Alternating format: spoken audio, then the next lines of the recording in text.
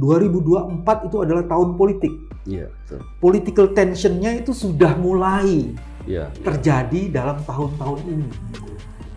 Ada 3 alasan untuk bisa masuk di situ. Pertama, orang yang berkuasa cenderung menggunakan kekuasaannya dan dia biasanya tuh matanya miopik ya. Iya. Lihatnya jangka pendek aja. Iya. Bagaimana mengelola kekuasaannya dan memperluas kekuasaan. Iya. Itu aja yang dipikirin dan dia kemudian menundukkan, menaklukkan dan menggunakan penegak hukum atau bagian dari penegak hukum itu untuk kepentingannya dia. Iya. Jadi miopik banget seolah-olah dunia itu tak berputar. Seolah-olah dunia itu ajak dan dia selalu akan menjadi penguasa di situ. Dia tidak berpikir bahwa suatu ketika kekuasaan itu mengalami suatu siklus dan dia bisa ada dalam posisi yang berbeda. Jadi korban juga dia bisa, dan dia potensial akan diperlakukan sama seperti itu.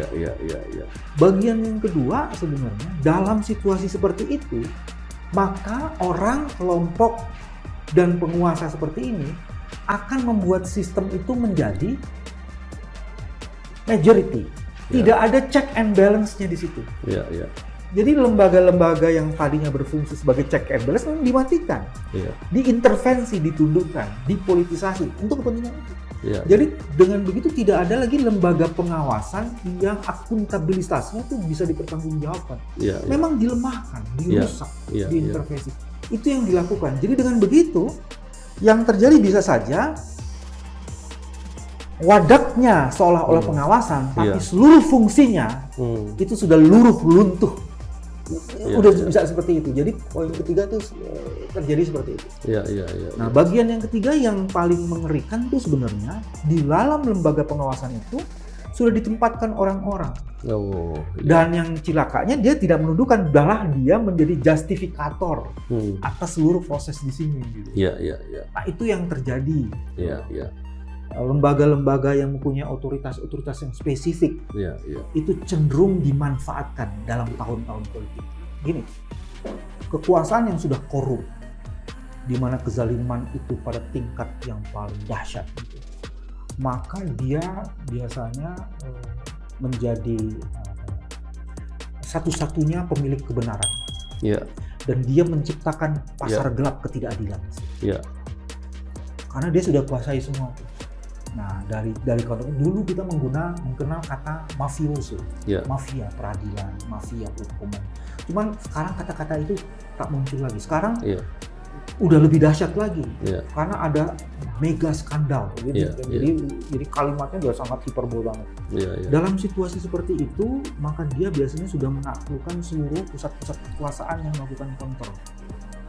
Tapi kemudian efeknya adalah ketika kedahsyatan itu mencapai kezaliman yang paling sempurna, itu biasanya akan mengalami proses pembusukan. Problemnya adalah mereka akan saling bertarung untuk menempatkan guan yang paling berkuasa. Disitulah terjadi friksi, faksionalisasi, dan dari situ kemudian terjadilah mulai gesekan-gesekan. Contoh misalnya ya, hari ini kita dapat satu kasus yang luar biasa sekali kalau kita mau belajar. Kasus yang sekarang sedang menarik sekali di jagat public discourse di Indonesia. Kasus di kepolisian.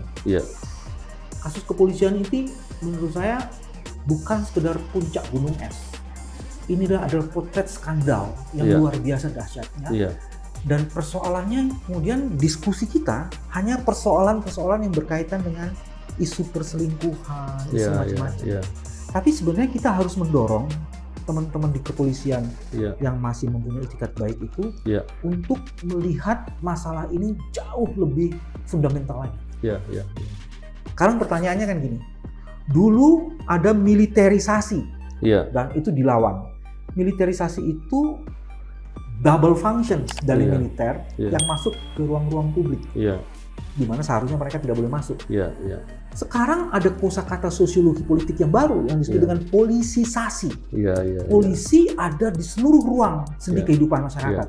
Dari satu titik kalau dia fungsinya melindungi dan melayani, oke. Tapi dari titik yang lain, Iya. ketika dia tidak mampu melindungi dan melayani, malah Hmm. dia menjadi bagian dari Iya. centeng Iya, iya. yang melindungi kepentingan, bukan melindungi masyarakat, Hmm. tapi kepentingan kejahatan, itu jadi masalah. Iya, iya. Nah, maukah kita melakukan refleksi ulang terhadap itu? Iya, iya. Membantu pimpinan Kapolri sekarang Iya, untuk melihat, membuka tabir itu betul. sedalam-dalamnya. Iya, iya. Ini tidak mudah, ya. Iya, iya. Karena ini masalah yang sangat fundamental. Nah, maukah Iya, kita iya, iya. memperluas cakrawala kita dan memantau lebih dalam lagi Hmm. apa the fundamental problem yang Iya. terjadi seperti itu. Iya, Sehingga kemudian kita nanti akan punya penegak hukum yang jauh lebih baik. iya, Tapi iya. kalau perbincangan kita di seputar kasus, Iya, iya. tapi tidak kepada penyebab yang paling dasar, Iya, iya. kita telah gagal untuk berpikir waras Iya, iya. menghadapi kasus seperti ini.